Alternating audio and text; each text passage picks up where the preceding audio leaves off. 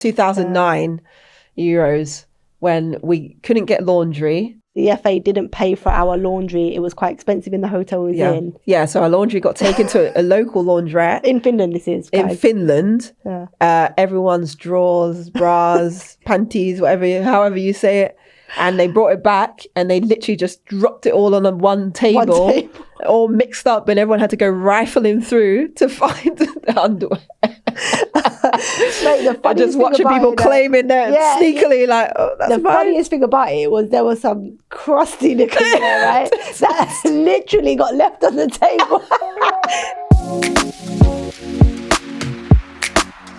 Welcome, Anita Asante. How are we?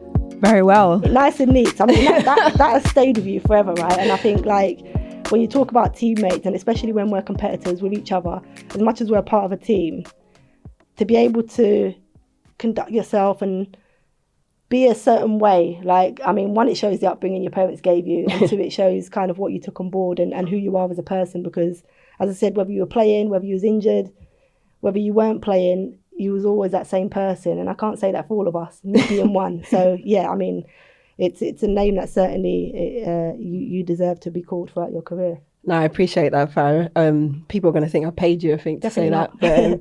But yeah, I think, like you said, for me, it comes from my family, it comes from my parents and the way they raised me and my siblings to just always... All of you, though, not just like all of you. So like your parents, like your dad at the foot, your mom, your brother. Yeah, you've met them, and I think they're quite laid back. I'm quite similar to my dad. He's quite laid back. He's very social, like loves people. He loves people. Right? Loves you always people. Get your big hug off your dad when you meet him at the game. That's for sure. So yeah. So I think I just tried to carry that sort of energy, like on and off the pitch, and be hopefully a good teammate, like you said, and you just always maintain that kind of like level-headedness and integrity. And you definitely did that throughout your career. And as I said, whether that be on the pitch or off the pitch. But let's dig into your career. I mean, I've been dying to get you on and kind of hear that, because I'm not sure I've ever heard kind of where you started and how you kind of got through your journey and where you are now. So if we was to go back to your very early days, little Anita,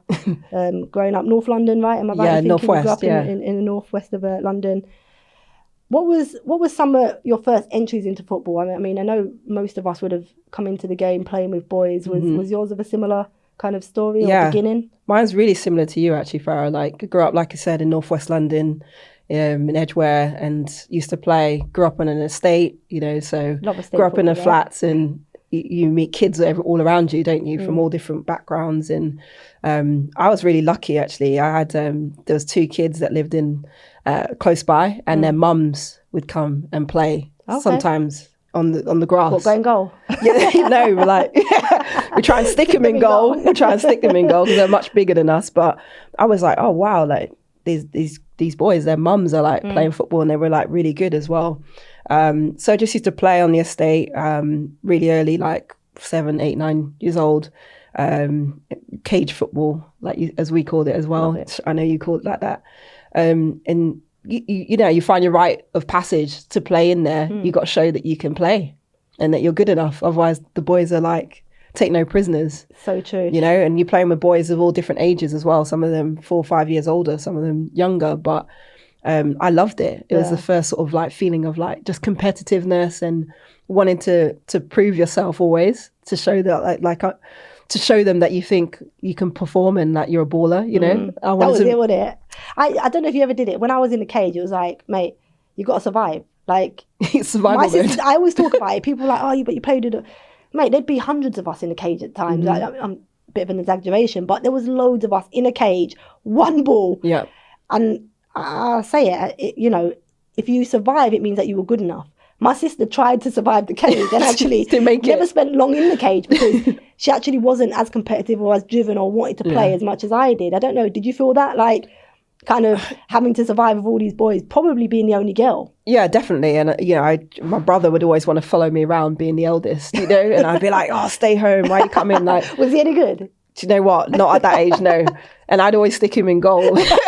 But I always felt like I ended up having to like defend him and protect him, you know, and I was just like, I ain't got time for that. That's probably where the defensive qualities come from in the game. Exactly. Right? But like you said, it's survival mode. Like I didn't want to lose. I didn't want to get bullied.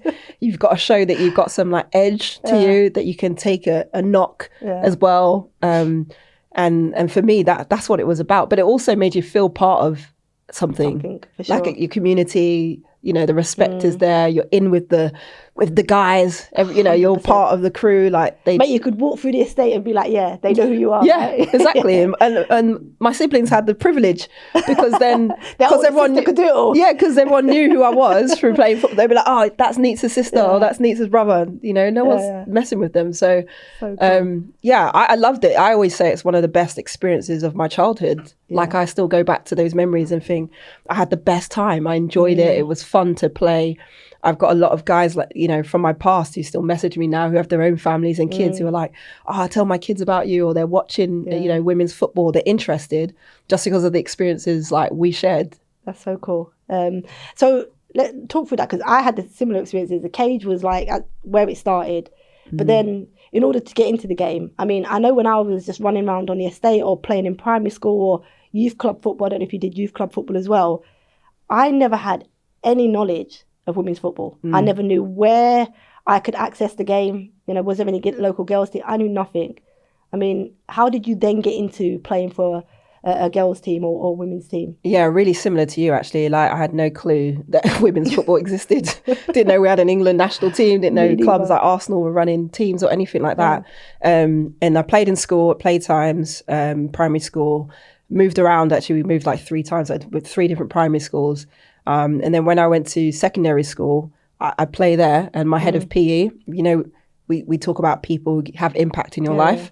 My head of PE was this like unbelievable woman, like super like confident, strong, like, you know, kind of intimidating person. But she saw me playing and she was like, oh, enough's enough. Like we need to create something here so at school. A team at school for so you? Started a school team. Oh, cool. When I was like year 9 or 10. And she went out of her way to just call other schools and sort of encourage them to build their own teams or to get teams going. So we played 1 or 2 teams from other schools. And then she got a fax through one day from like Arsenal saying they're doing like local tryouts, like local sort of training sessions. So she told me or encouraged me to go. And I was really skeptical actually. Initially I thought, oh, it's not Arsenal, it's probably someone's dad. Stuck a badge on a piece of paper, sent it through to the school, says he's running football sessions, you know? So true. So I was like, I'm not going for ages. And 2 of my friends were like, no, let's go. So we went along and it was like mixed ages, played. Rachel Yankee was taking a session with Claire Wheatley. And they spotted me, asked me to come back. Went to the Centre of Excellence in Hackney, trained with their youth team, under 14s. And then it just went from there, really. Crazy. So talk me through then, if, you know, you go from playing on the estate, parents allowing you out on the estate, having to run around in a cage, safe environment, to now going for trials with Arsenal, being selected. How did your parents take to that? My dad was ecstatic.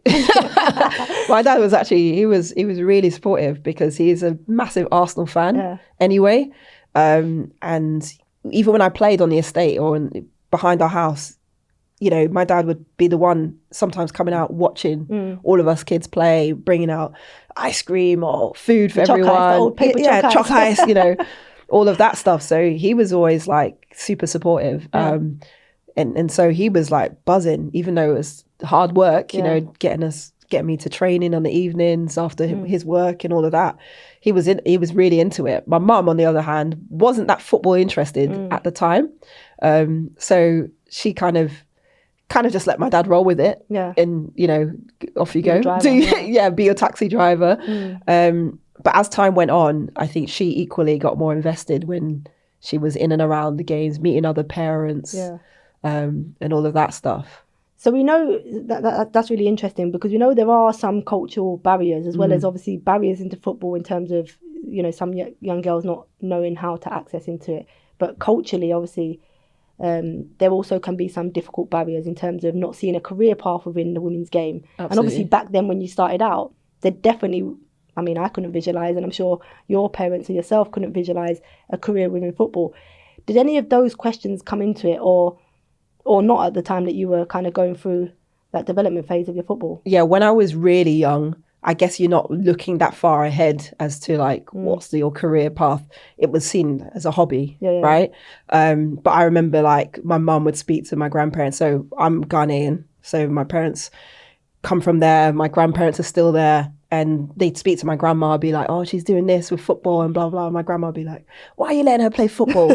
Like, you know, she's gonna get all like bruised up and everything and all this stuff." And you know, they're like, she should be getting married and looking to the future and kids and all that stuff. So they're very much had that traditional mindset and education as well within that, or was that a? Yeah, and I think that's part of it. You know, like they came from different generation as well, where you know, women are homemakers typically. You know, you're not there to have recreational activities and play sport or whatever.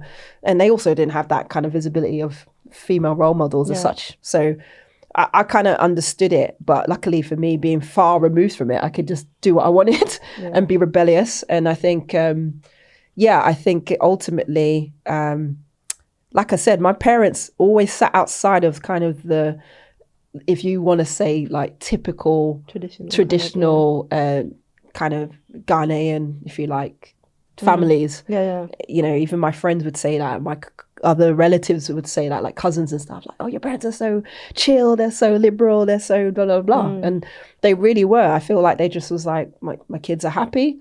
They stay out of trouble. They are doing all the right things we asked them to do. So why would we not just let them do what they enjoy? And that was very much their mentality. And I'm really grateful for that because they allowed me, you know, not only to feel like seen, that like I have an ability or a talent that they can nurture or support, but just to let me be me, basically. No, that's really interesting, and it would be good for, I mean, hopefully we get people that view this and kind of see that, because you know, I've come across players, young players, culturally that barrier is there for them for different reasons, because they don't see a career and they want them to be academically and kind of be doctors and or whatever else, and also, you know, with the game, you know, we know that entries into the game, you know, we're quite open LGBT in terms of that within the game.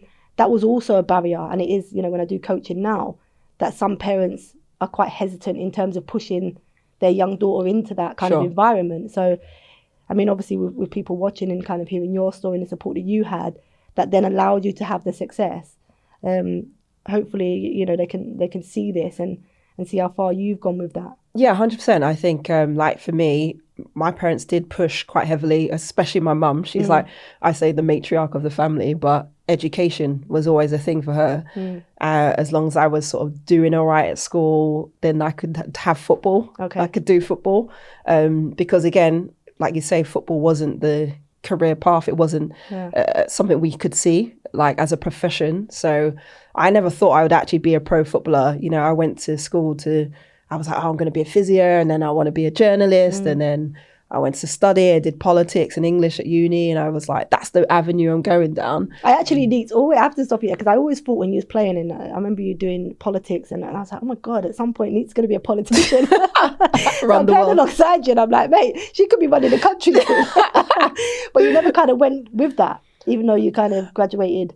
Those degrees. No, I didn't, because I feel like the doors in football just kept opening up along the way, and it's the thing I felt most passionate about, the thing I enjoyed the most. It never felt like work to be at football, so that's why I went down that avenue. But I do think that, like, obviously having studied and done all that has helped me in different ways along the way. Yeah, for sure. But yeah, I think in terms of barriers, I think it's so important to be able to like share our stories, our journeys, so that other families can see actually all the amazing things you can get out of sport. Even for me, like I was so shy as a kid, like super quiet. Like when I was really small, I was extroverted. Have you ever been small? It's true. You see my baby pictures, I don't know if I was that small. I mean.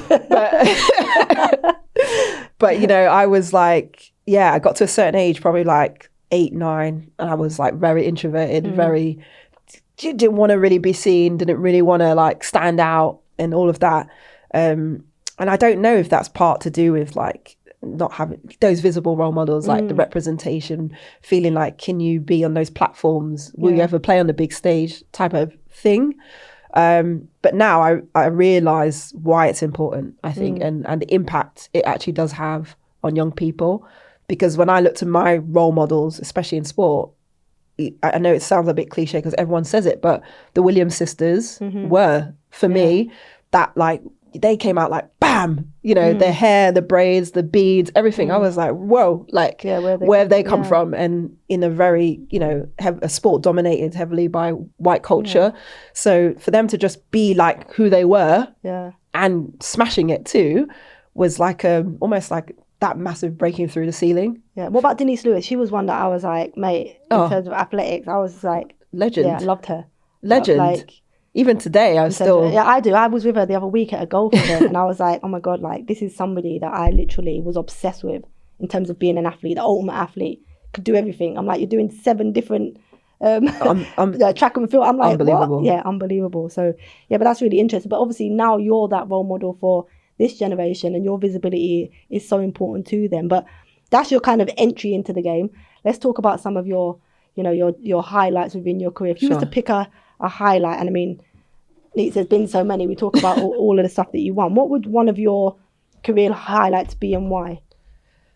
Yeah, I think, it's a really good question. And I usually say the same one often.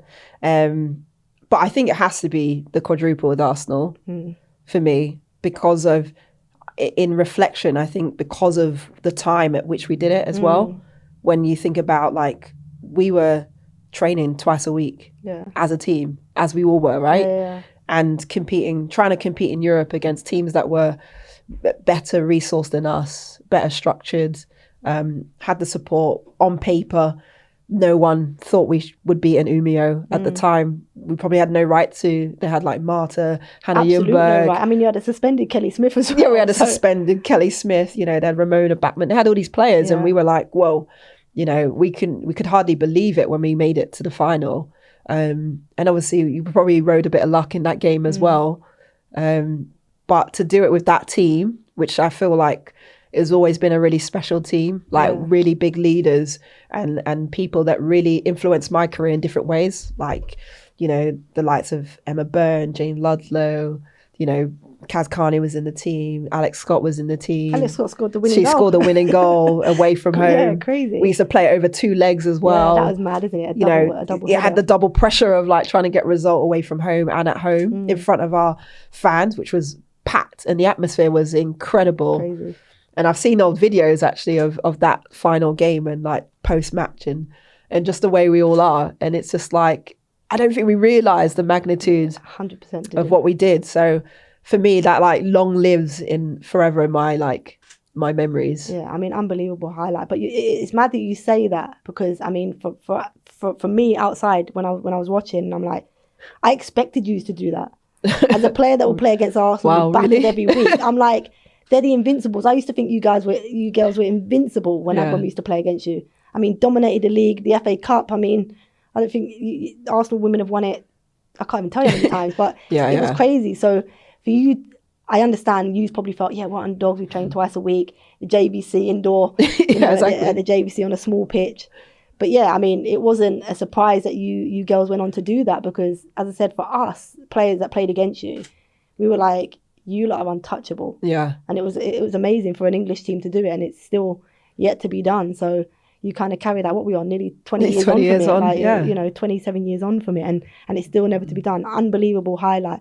There's so many things within your career. I mean, I only got the privilege to play with you international, but you played, in America and Sweden. What was your decisions to leave England and kind of go and play in those countries? Yeah, so I think at the end of 2007-8, I left Arsenal.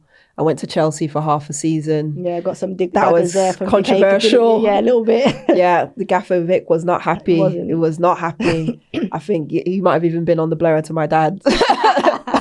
Like, what's going on? And I think there's a little bit of petulance perhaps on my part. And as you know, I was like a bit like, I've done so much with this team. And there was a part of me that is like, I don't know if I feel like I'm getting rewarded even from a financial perspective or anything like that, in terms of even like sponsors or whatever, just someone to support kind of the growth and push me forward a bit more, that I was like, okay, maybe Chelsea have something more to offer, or maybe we can do something there, like build a new project there and try and compete. I'm glad you with did Arsenal, because it certainly did help them build where they are today. Eventually. So, as a Chelsea fan, I was grateful for that. You know, me and Leanne Sanderson, we left at the same time, and it didn't go down well. But it led me to, it was actually our tournament, 2007 World Cup, where in China, where off the back of those performances, I got drafted into the American League in the discovery round, and had the opportunity to go and play in New Jersey, Sky Blue, on the East Coast. And I was like, it's a no-brainer. Like, I get to go play pro full-time, get paid to do it properly, and experience it, what it's like to be a professional. I actually, we felt like professionals, didn't we? In our, the time we were playing. Did. I remember you did. You trained like a professional, but very amateurly in terms of having to go to the field. When we played for a team within, at the time it was our Premier League, it's now the WSL. I mean, we had to find time to go to a field and kind of do our sessions. So an opportunity to go and play full-time abroad, as you say, it's a no-brainer. Of course. If you're not homesick, like I was, and would never leave home and go and try these things. But yeah, it was a no-brainer. And the thing is, when you used to come back into camp, I mean, there was not jealous, but a bit like so curious as to like, what's it like? What's so different? And I mean, you girls that come back from the States when we had international camps spoke so highly of the professionalism that they had in America in their league all those years ago. Yeah. Like, talk to us a little bit about that and how professional it was, and what were the differences then to when it turned professional here in England. Yeah, I don't know if I hadn't have gone at that time, if I would have got as far as I did in my football career, even all honesty, because I think when, like you said, how hard is it to go and train on your own in your local park on a rainy day, on a crappy pitch, with no one to kick a ball with or whatever, to do proper training for your international camps, right? Yeah. I don't know how long I would have like stuck that out and been like, well, I can just go and get a job and earn more money and do, I don't know. Yeah, but I think when I got into that environment and I was around top internationals, players who had won World Cups, had won Olympics, Heather O'Reilly was on my team, Christy Rampone was on my team. I was around like some stardust that I was like, whoa, like I feel a bit like an imposter, like what am I doing here? But the mentality they had to train in, the application, the way that like no one lets you off the hook. Do you know what I mean? The accountability part, like it was like you could be having your worst day, you could be terrible technically, whatever, but you can never not work hard. And that was like the mentality. It was amazing. And just to feel that like, okay, all this is being done for us to make us better and to make us able to compete. And don't get me wrong, like it often at times could get painted as glossy. But it wasn't all glossy. Like even we would joke about the fact that like, oh, we're in the dirty jersey, and like compared to some of the other clubs, we were like, we don't even have proper showers to shower in. Like, we had a hose in our dressing room. I'm not even joking. We were like playing out of Rutgers University, and like, post game, it was like, a basic changing room. And they were like, if you want to shower, you can go like 20 minutes around campus. And everyone was like, we're not doing that. Want to see our friends and family. But the fact that we had like proper investors and ownership, a franchise, something to build upon was amazing, like to experience that. And like I say, just to play with top internationals against top internationals as well. Every game was super competitive. Like you could never rest. Like I remember days where I felt exhausted, and our match day -1 was practically like walkthrough. Oh, okay. Like, so you had walkthroughs? We had walkthroughs. Like you think about the modern game now, I don't know how many teams really do walkthroughs as such as often now. But in those days, like we would have walkthroughs because we would have traveled 7 hours to the upstate New York or like Washington in a bus, Chicago, whatever, and then played a game and then travel back the next day. And then you've got the cycle again of recovery, train, go again. It was tough, physically. That was something that I was like, I don't want to play in the American League because I don't like flying, and I ain't flying to and from every game. And you're talking, as you mentioned, 6-hour flights at times to just play a game of football. I was and I've got I'll to take the mention 6-hour coach journey from London to Liverpool. But yeah, difficult. That must have been difficult, no, as a player in terms of travel and managing your travel and your recovery and rest and your training load. To play those games. I think you learn a lot about yourself and how you manage yourself and actually what works for you in terms of your preparation and your recovery, but also just like I didn't know what it was to be a professional. Yeah, you know, when I was playing for Arsenal, I was still living at home. Mum and Dad were making meals for me. You know, like I was going to training. Everything was kind of. I knew my world. I knew like how to get the train, the bus, whatever. Yeah. But you were like learning a new culture. Like, how does things work? What do I need to do? There's all this stuff like you need your social security number. I'm like, what's that? What do I need that for? All this stuff that you have to figure out very quickly. And you just learn and you become independent and you learn how to be a professional. But the unique thing about the American League, I must say, is like they have things like host families. You know, so a lot of players... I was going to touch on that. I was going to ask you about like how easy did clubs make it for you to settle, to relocate and kind of feel comfortable? Because I know here in England, I don't know if it's changed now, but certainly when we played here, in terms of foreign players coming in or overseas players coming in, and not settling and having to find their own accommodation and cars and etc. Like, how different was that when you were trying to transition into that league? So my first season in New Jersey at Sky Blue, the club had like provided accommodation. Obviously we would pay like a contribution of like rent or whatever to that place, but it was like a long stay hotel. It was called the Staybridge Suites, and literally like half the team lived there. So we were like next door, we're all neighbours, you know?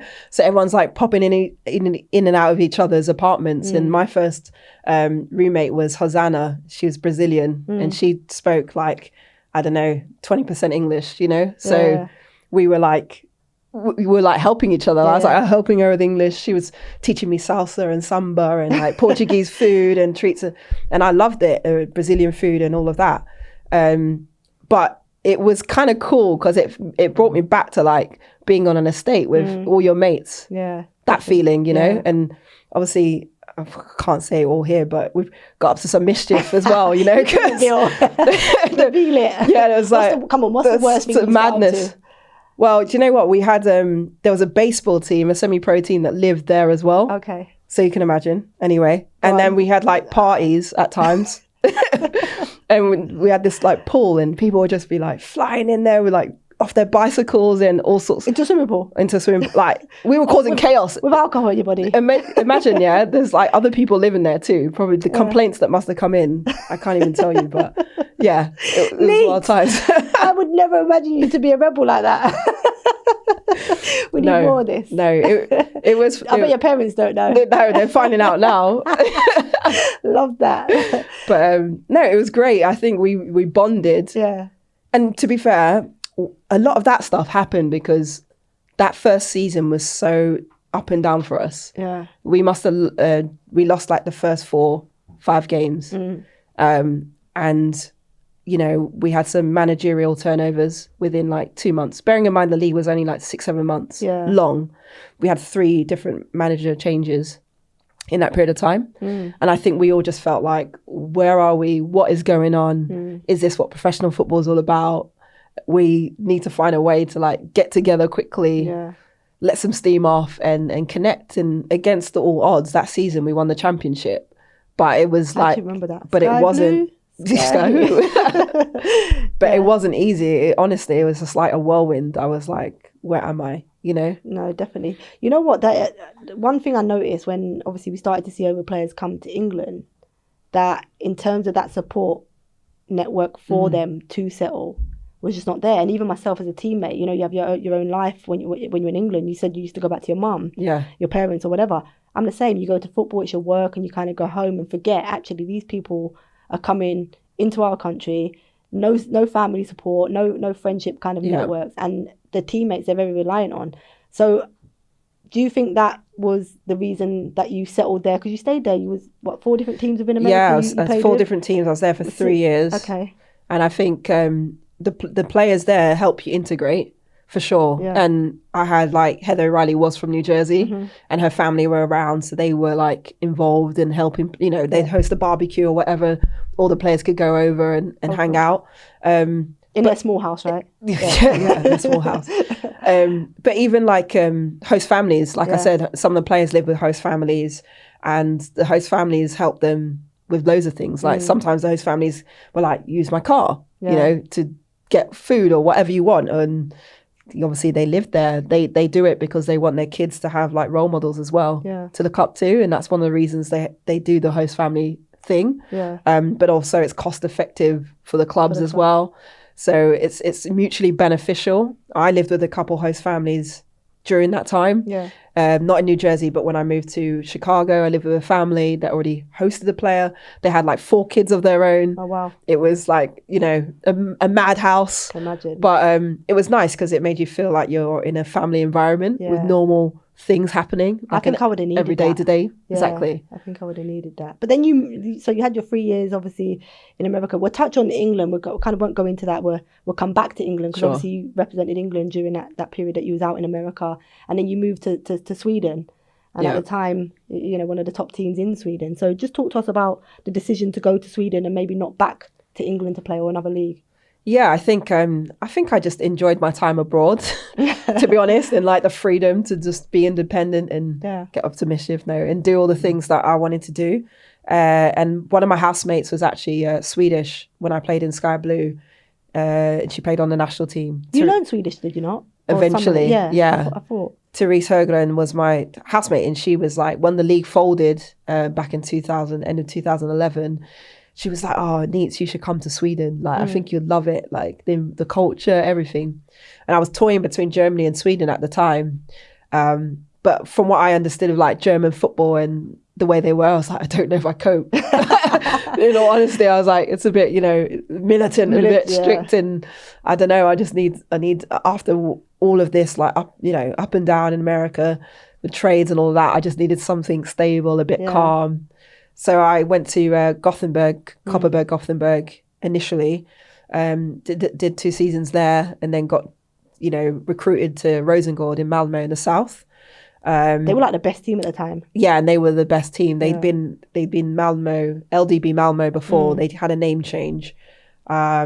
And I was like, it's a no-brainer. Like Ali Riley was there. She was messaging me like, oh, here you're coming. Like, I'll help you find an apartment. Like, super like welcoming and just really helpful.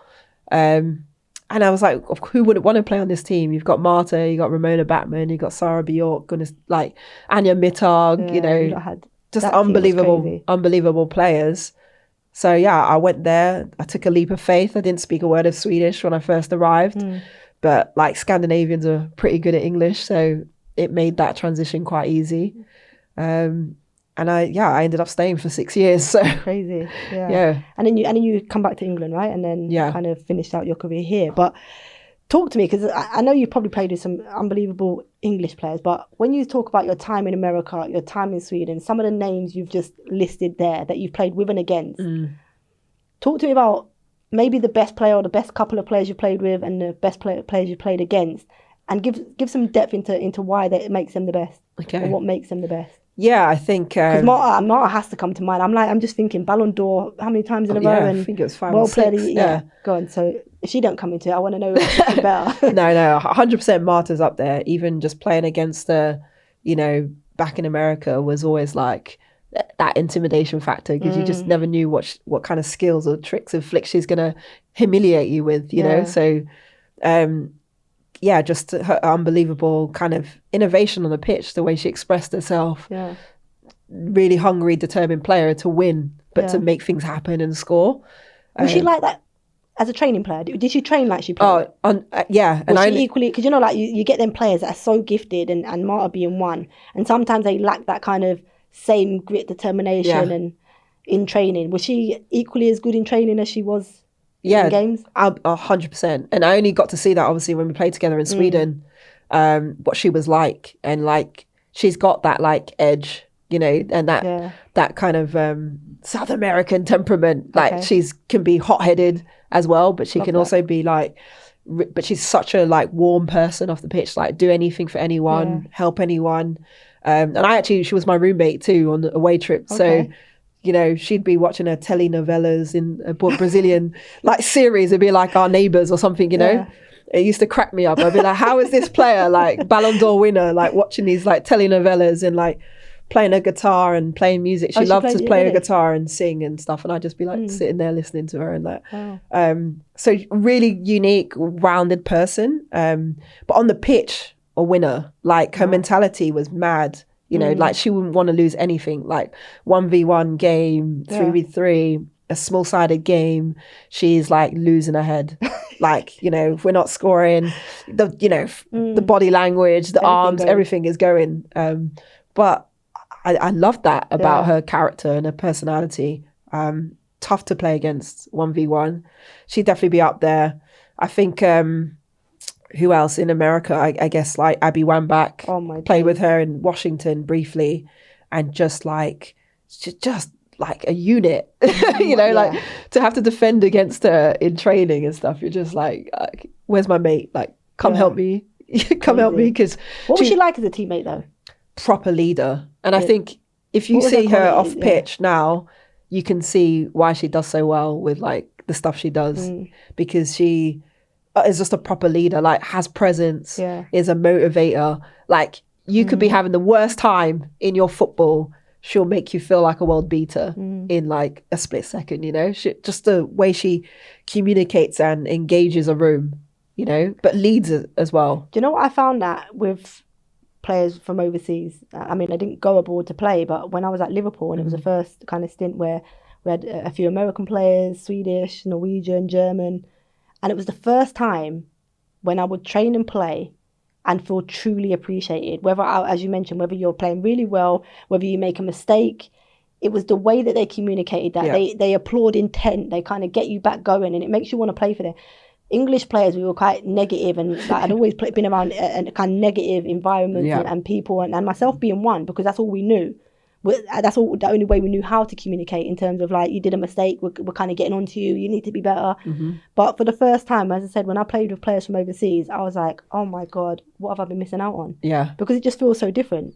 Could you get those same feelings when you play with English players compared to? I think you've like put the nail on the head, really. I think like it's the culture aspect of it. I think in Sweden, like, culture is very open, it's very like discussion based, very collaborative. They want to know, like, how do you feel about this? What do you think about the tactics, or, whatever. They just want some input, and it's very much, it feels very much a two-way thing.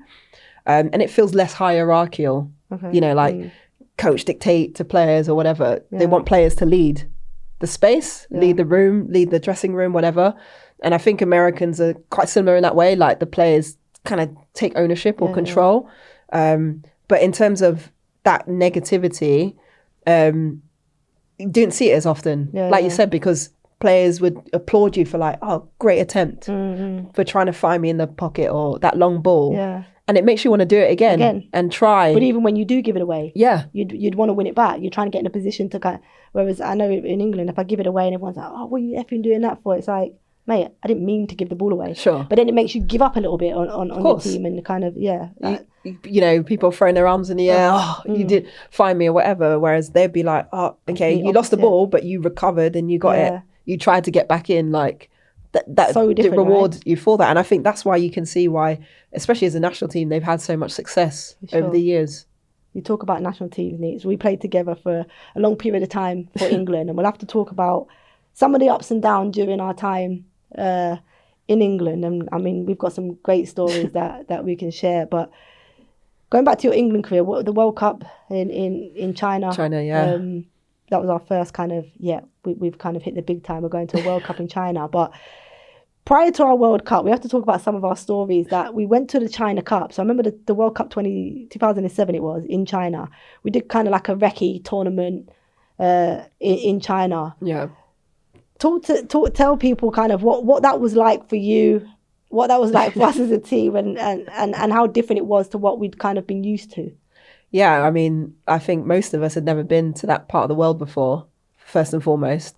So it was like a big trip, wasn't it, for us to go there? It was like, what? We're going, like, wow, where are we going? And we didn't know. Because let's just tell that we knew we'd qualified for China. So we'd already qualified now. And now it's about our preparation. And it was kind of preparing us for that. So, first time out there. First time out there, going to play some friendly games and also just get used to the climate and all of that, wasn't it? You know, the sort of air temperature and all of that. And I just remember us getting there. First and foremost, how we got there, right? Because half the team, as far as I remember, travelled in economy, and the other half got to travel in business. And we were like, what is this? Mate, it was crazy, right? I mean, I think I went business there and back. No, but it was mad to think that you traveled, was it 13 hours? Wasn't it? It was straight through. About that. And yeah, you're right. It was half staff plus players in business. Yeah.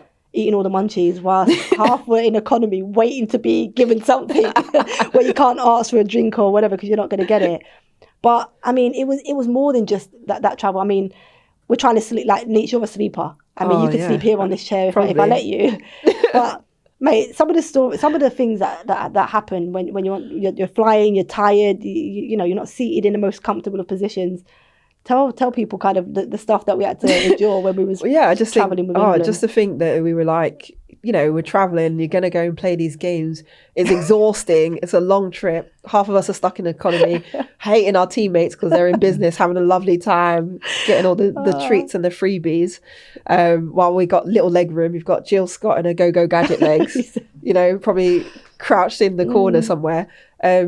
So yeah, I think, you know, that was just the way it was, wasn't it? I mean, Crazy. That's just to put that in some sort of context, but it was amazing at the same time to be like, oh, we're going to China, we're going to experience like a new place, a new culture.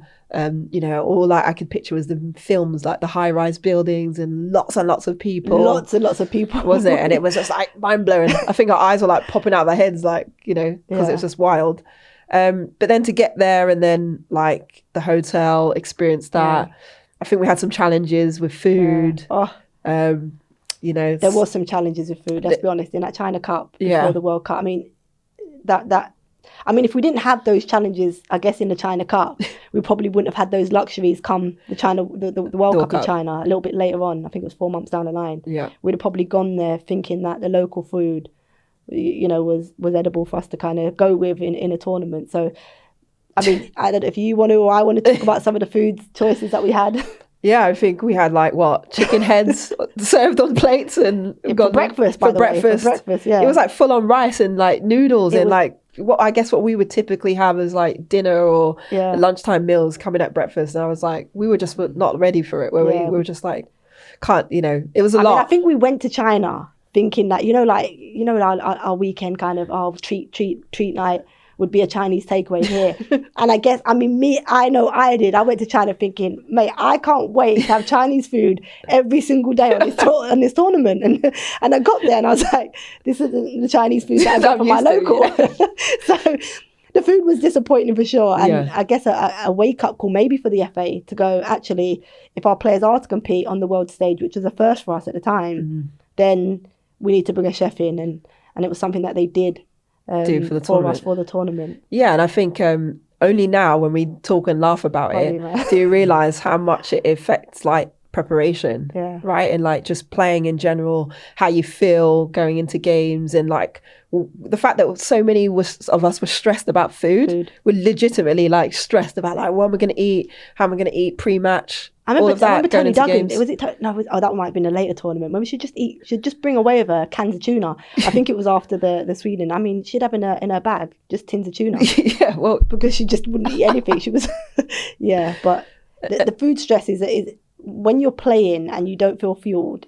Yeah, it's a big thing, right? Of course, because I think your body and your mind, they're linked, right? And if one it goes, it affects the other. And psychologically, if you're worrying about food and you're going, oh, I don't think I've eaten enough, or I've got the right food in, or I didn't enjoy the food, it's going to have an impact on you physically and like how you perform. And then you're worrying about all the other things other than performance.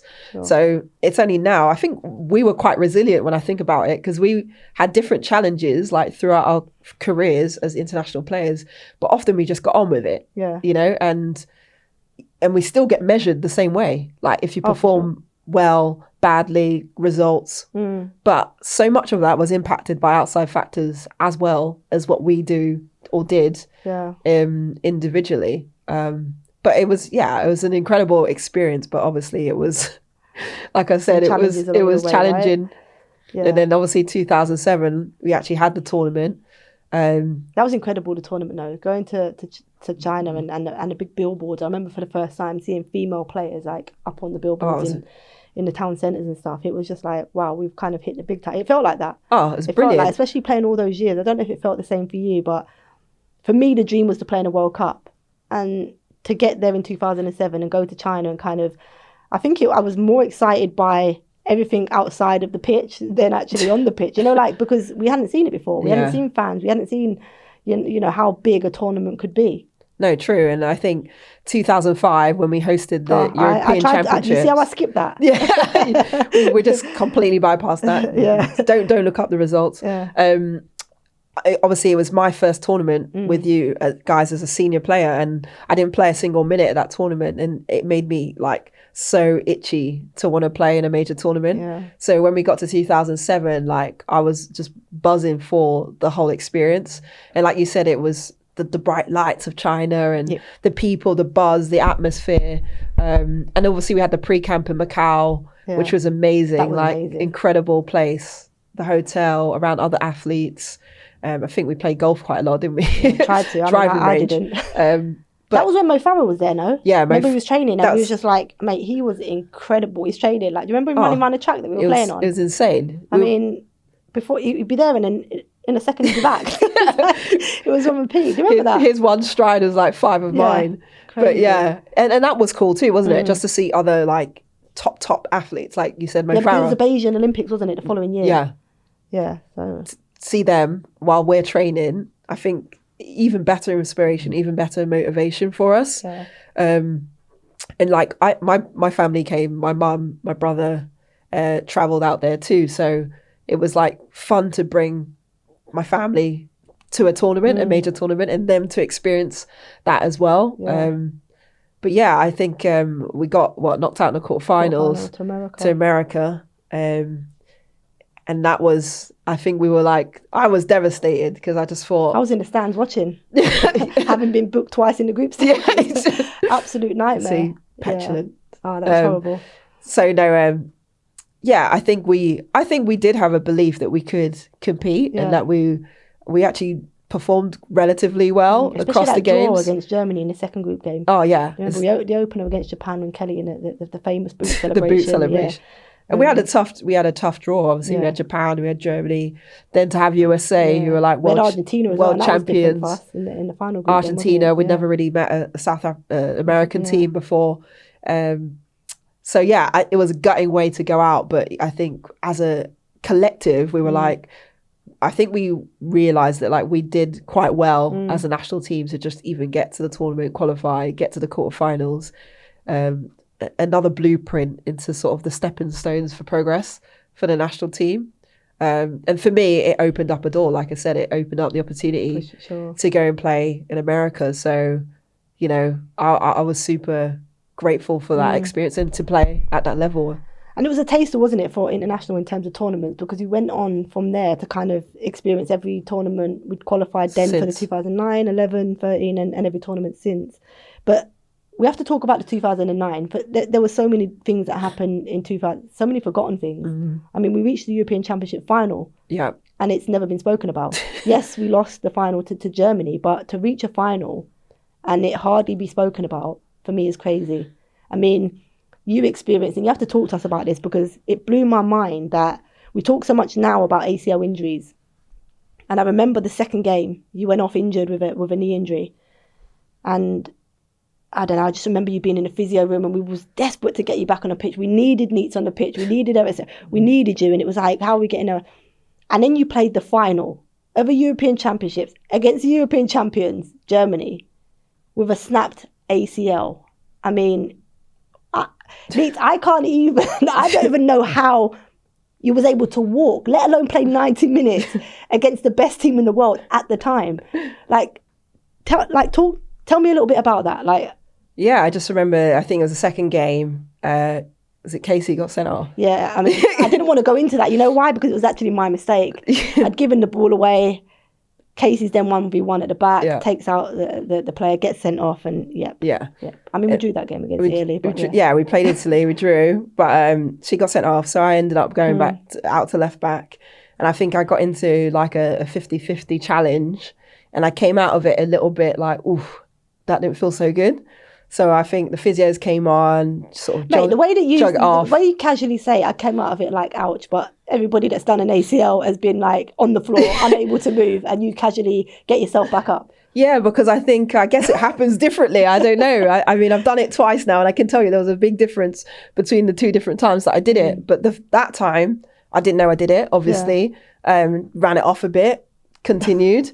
And then by the next game or post that game, was still a bit iffy. And so they were like, okay, let's just sort of rehab and take some time out and do all the sort of tests along the way to see. And no one said it was an ACL. No one knew at the time that it was an ACL. And I wasn't in any massive significant pain. I had a bit of... You are solid. I had like... Let's be honest, you're solid. I had some like laxity or whatever to some degree, but I didn't have anything that was, I guess, obvious sign of ACL at that time. Obviously, we've come a long way since then.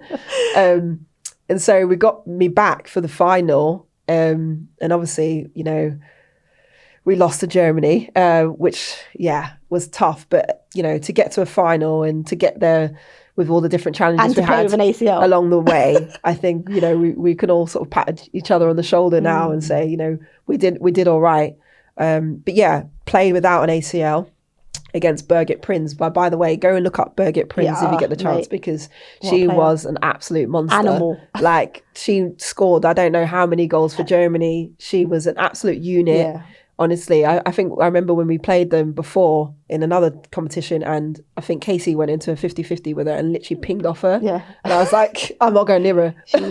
She was built like something, wasn't she? She was unbelievable. Yeah, unbelievable forwards for Germany. And so, yeah, it wasn't until I got on the flight after the tournament back to the USA that my knee blew up. Like, honestly, it was like a balloon. And they were like, yeah, we need to get you into to see a specialist and have surgery. So then I knew it was an ACL for sure. Went through all of that. That was like a 9-month, 10-month process out of recovery. And that was quite tough, actually. That was probably the toughest time in terms of recovery, because a lot of it I had to like deal with myself out in America without like my support network, without my family, my friends, having to rely on other people to get me to my physio appointments. All of that was a lot of stress. Yeah, I can imagine. As well. So that was that, basically. This is why you're so incredible. I mean, as I say, some people can't even play on with a little strain in their ankle and go on with an ACL and actually compete. My parents' genetics, So, Nietzsche, you're currently ambassador for racism issues and LGBT plus rights. What kind of made you want to, support those things? Was it personal experiences during playing? Is it things you've seen from the outside looking in? And how did you want to kind of use your platform to support these two problems that we have within our game? Yeah, I think for me, it started when I played in Sweden and my club was really active in the community, especially when it came to like refugees coming to Malmo. They invite them to Champions League games for free to watch and inspire like the young kids and stuff, and some of the conflicts that they'd been escaping. And for me, it made me realize like football can offer more than just the game. Like it can really offer that safe haven for people to have a bit of release, a bit of fun, a bit of like inspiration as well. And then it was like, okay, I recognize that I have a platform that I can use to raise issues and highlight issues and also give other people a chance to voice some of their problems or challenges. And obviously racism and discrimination of all forms is prevalent in society, as we know, not just football, but we know it happens in football too. And even though I would like to say in the women's game, racism isn't necessarily a prevalent feature on the pitch. I've never experienced it playing for England or in the UK. but I've definitely felt it when I've played abroad. Okay. In other countries, you know, if you're playing Champions League in like, certain countries abroad, that, you know, you feel that intimidation factor, you feel that things are being said, or, you know, reactions have been pointed towards players of colour in particular. Happened in one game I played with one of my former Cameroonian teammates, where she was getting chanted at, you know, every time she touched the ball because she made one challenge on a player and they didn't like it. So you can feel those things sometimes. And that's why I think it's really important to sort of, use the platform to keep the discussions open, to keep educating people as well. Because we can't be satisfied with where the game is at. Definitely. You know, we've watched our men's team in the Euros obviously encounter some of that racism in the final, you know, and I know, and I can speak hopefully for many black people in terms of the minute those guys, Rashford, Saka, stepped up and didn't put that ball in the back of the net, every single one of us was probably at home thinking, oh crap. Like genuinely, like, what are they going to experience, and what is the average person out there going to experience just on the basis of their skin color, as a reaction to that, to what happened. And no one should have to feel that, and no one should feel that the parameters are so much bigger for them than anyone else. For sure. So, like, you know, we're all like wanting them to be successful. Naturally, you want people from your community to be successful, but it shouldn't be on the basis of them never being able to fail. Yeah, definitely. Does that make sense? Yeah, everyone should have the same room to make a mistake, to fail, to succeed, without their skin color, their background, their religion, their race, their gender, whatever coming into play. And so that's why, for me, activism has become more of a feature in my career, and same with LGBTQ plus issues. You know, I think in the women's game, we probably celebrate the fact that we have players that, you know, represent that community and are quite vocal about it and quite visible, because I always think it's not just about me or you or anyone else. It's about that young kid at school that's thinking about who they are, how they identify, whether that's their sexuality or otherwise, and what they're experiencing every day without the protection of the privilege I have now with my profile. They're going through it. And if I can't be vocal and speak up and be visible and represent them, then how can they move through the world feeling like seen, valued, respected, and all those things, and also feeling that they can achieve all the things they want to achieve without those things being the thing they're measured on, or the barrier that stops them. So that's why it's important. And I know lots of people say football and politics and all of this should mix, but at the end of the day, if we make racism a political issue, which it kind of has been, how do we react to it? What should we do? We don't want to do it. We don't want to react to it.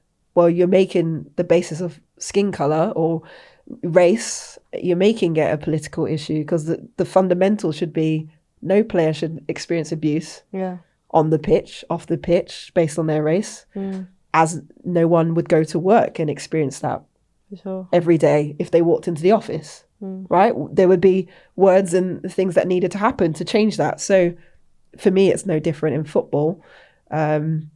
And yeah, you know, when we talk about gender equality, we're still striving for women to get parity across the workforce in terms of economic remuneration, in terms of value, because of the same work they do and things like that. So if we don't use our voices, and if we don't talk about it, if we don't challenge it, how do we move it forward?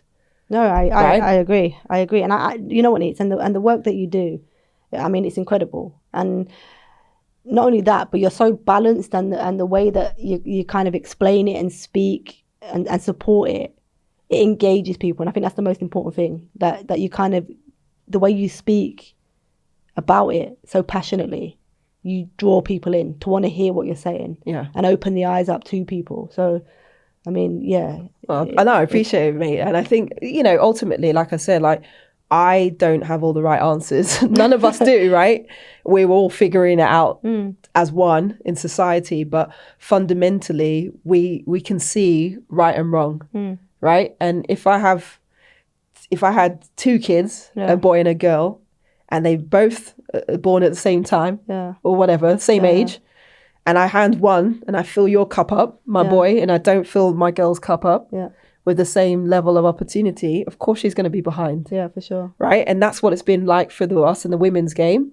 And that's what it's been like for a lot of women in general in the world. And that's all we're saying, is that we need to put equity, things back into those people's cups so that they get a level playing field, and then they can also be on the same level to succeed and to progress and to just make society better. And I know having strong women in my life has empowered me, because if I didn't, would I have the belief that I could be a top football player, a top international, a good mother, all of those things? Like, I don't know if I would if I didn't have that. So that's what it's about, isn't it? Ultimately, it's just to make sure that everyone has equal opportunities. Couldn't have put it any better. I mean, love the kind of cup filling and opportunity. You're right. I mean, obviously, if you're born into the world male, you kind of have those advantages quite early on. So yeah, really well put. But talking of the women's game and kind of those opportunities, looking at where the game is now, and you know, if you was to kind of have something in place, what needs to be done kind of to kind of put us there in the next 5 to 10 years, what do you think needs to be improved? Look, the game's in a great place given where we left it. It's moved on massively since then. But what things would you want in place to kind of push it on and kind of level it out a little bit? Well, I think we're working backwards, aren't we? We've poured a lot into the elite level of the game, and rightly so, because we wanted to give it the visibility, the traction. We wanted to make the marketing element of it, the sponsorship and all the commercial viability of it as good as it could be, so that it starts to make money that can then be, you know, trickle down into the pathways.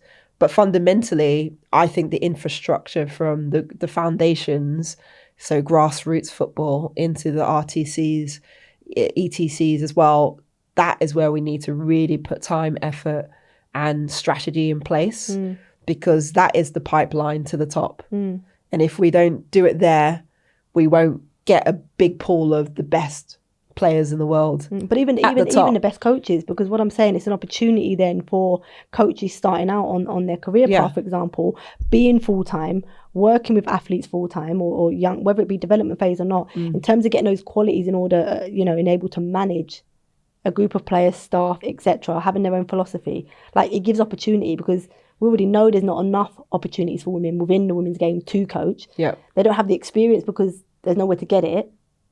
But then we have an academy that is, you know, twice a week, and you probably get parents that kind of fulfill those positions rather than actually full-time coaches that can start out on their journey there. Yeah, you're 100% right. I think when we're talking about the infrastructure, that's every element of it. So that's from the coaches to the players to the operations around it. Referees, you know, we're talking about having full-time referees as well, and supporting their development and education. That makes the overall game and package and product at the top even better. So for me, that's fundamentally where we have to look to keep growing the game, because our infrastructure compared to the boys and academy isn't quite there yet. You know, in terms of we're nowhere near there in terms of even scouting, where to you know, we don't have full-time scouts.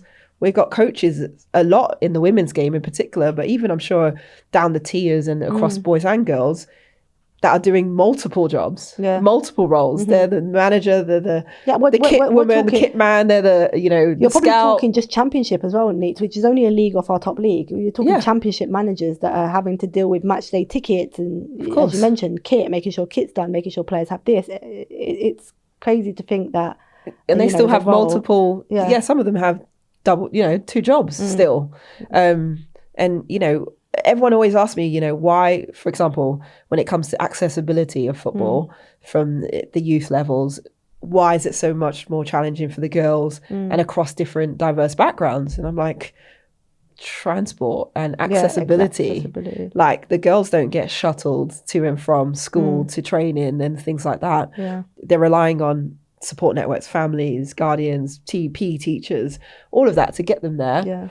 Yeah. So until we build a game that actually caters to all the needs of everybody, we won't see that level of progress, because even clubs as they stand, and you know, I love the clubs that I played for and everything, but they weren't built for women to be involved in For sure. from the outset.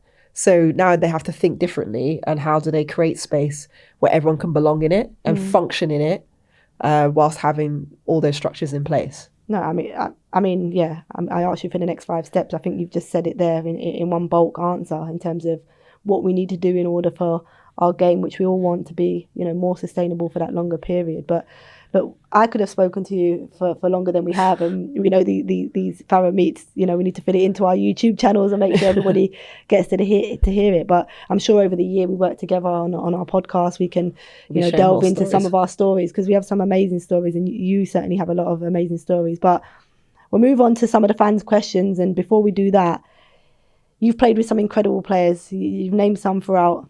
If you was to pick your ultimate 5-a-side team, no goalkeepers, 5 outfield players. Don't say me just because I'm sat here. Give us the best 5 players you've played with across your playing career. But they got to be 5-a-side style players. So. No, just the best 5 players you played alongside. The best five players. So you don't have to do a defender. You pick the best 5 the best that 5. you want. No goalkeepers. That's telling you we don't need formations within this. Yeah. Well, I've got to pick Marta. Have to. I got to pick Kelly. Oh, okay. Yep.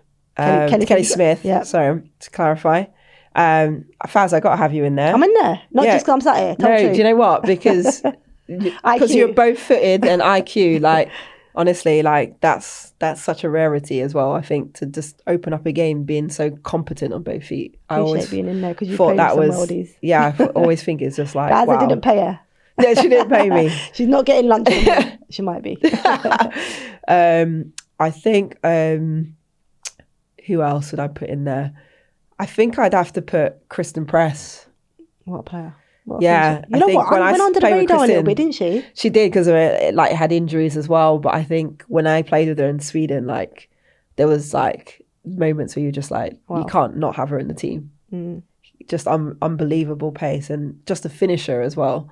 And the other player I would pick, I'd probably go with Ramona Bachmann. You know what? I thought that you might put her in there. Yeah, I think you know, like in a small-sided game or anything where her feet are so quick. Like I used to hate.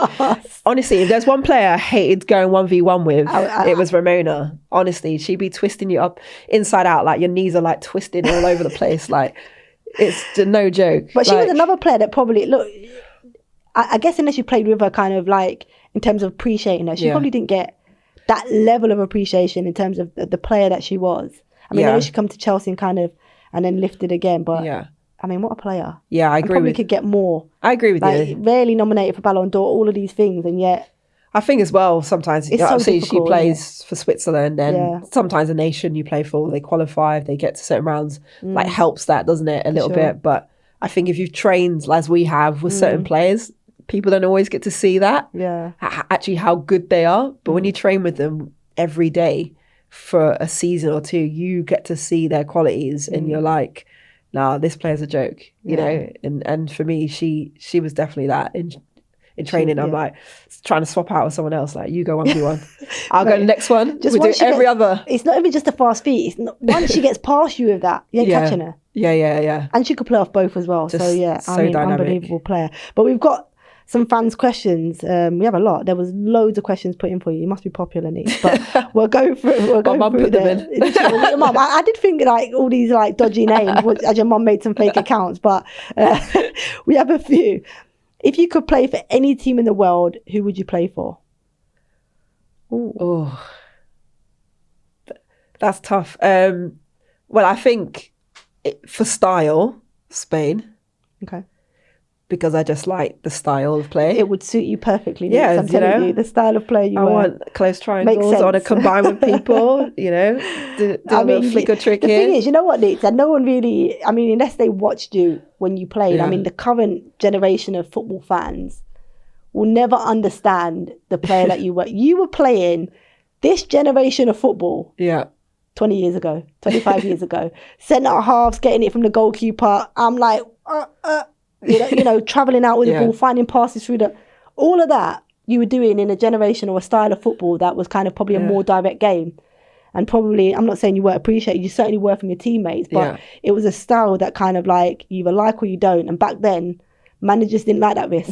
Players that were that composed, with the ball travelling out. So, makes sense. You'd walk into that Spain team. Right? Like, even now, you'd walk into that Spain team, the style that they have, for sure. Just, that style. Mad style. Or Barcelona, similar. Barcelona, You'd walk into those. Go on, it's saying, what's the most challenging moment in your career and how did you overcome it? Oof.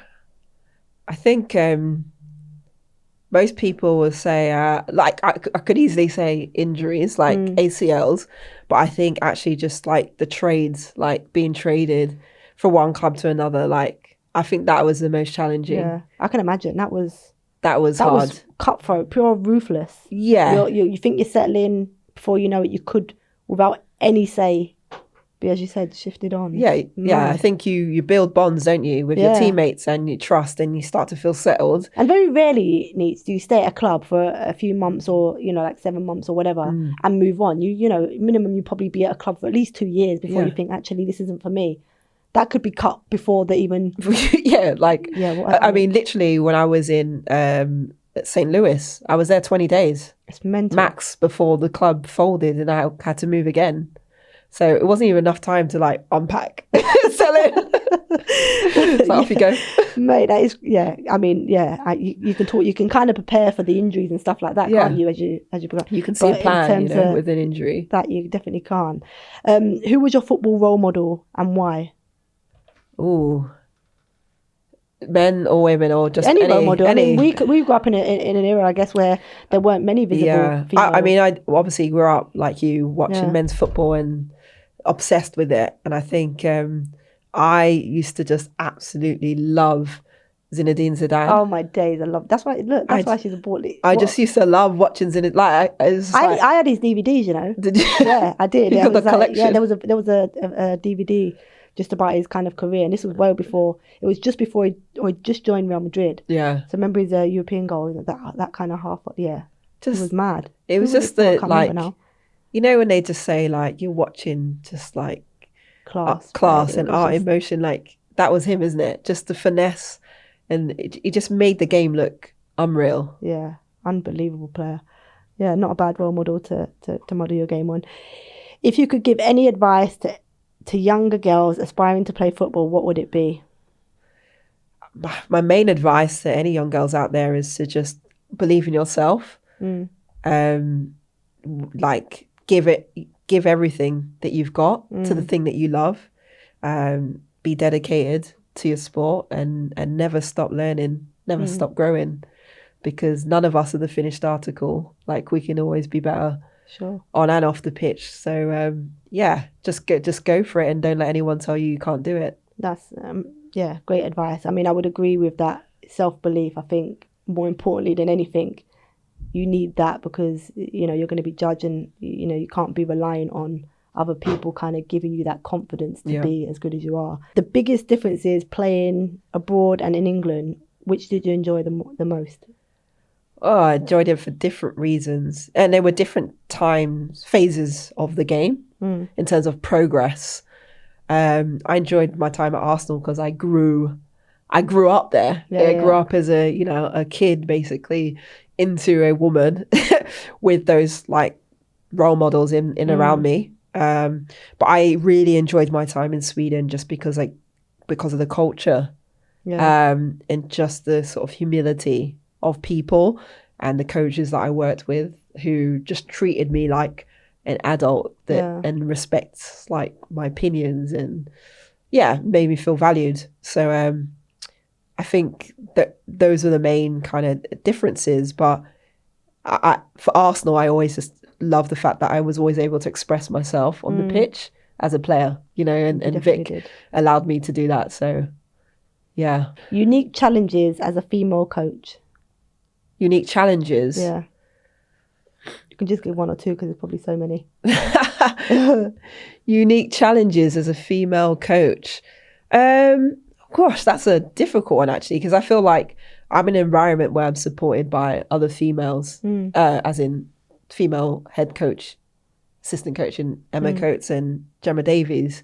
So I think for that perspective, I don't feel like I face any kind of prejudicial challenges in terms of like, you know, how you could sometimes be with a male coach and everyone's looking to them as the head coach or that type of thing. But I don't know. I think the unique challenges for female coaches actually is like when they're doing their badges and stuff, like often there's only one or two. The higher they go, like A license, pro licenses, they might be the only one in that space, and whether or not they get the same level of support and address, because so much of the game is still geared towards the men's game. Even the way they speak about the game 100%. When you're in the room can be quite alienating. So I think those are some of the unique challenges for female coaches, but also profile of female coaches. So like to get to a status of like an Emma Hayes, that's taken her years and years and years, but now everybody wants a Champions League coach, this type of coach or that type of coach. But for the opportunities for females to get that level of experience and get to that is still quite challenging. So how do we, you know, get them there and get them the opportunities to actually coach at the elite level? Very true. So do you have any superstitions as a coach? No, I don't actually. No? I don't bother with boring. That. I'm boring, yeah. I'm so boring because I'm like, I don't get people with superstitions. I'm probably going to get it now online. I don't get it. Because I'm like, you've got a superstition, yeah? Every time you step out to a game or whatever, you're going to have an issue if that thing pops up. Yeah, I agree. I never had and one. You can't control it. Then what? That's why I didn't have one. Then what? That's why I didn't have one. I don't know, your hula hoops are mixing with whatever, like, then what? Hula hoops. You know, like people are mixing with what? I don't know, people have like weird, like the food mixing or like, I don't know, the one shin pad has to come on first or whatever. Then, like, what are you going to do? Good answer. Okay, finally, before we finish, your funniest memory as a lioness. Oh, funniest memory. Oh gosh, there's too many. There's too many. I think.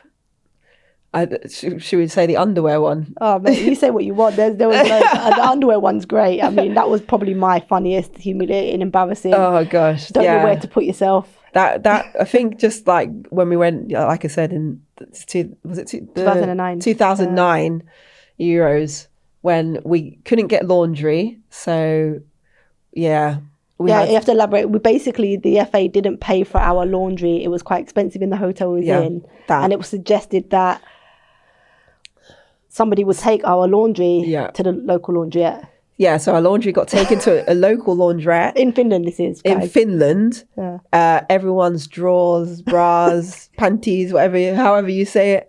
And they brought it back and they literally just dropped it all on one table, all mixed up, and everyone had to go rifling through to find the underwear. Mate, and just watching people claiming that sneakily, like, oh, that's the funniest thing about it was there was some crusty knickers there, right? That literally got left on the table. There was some ripped ones, no one ain't claiming it.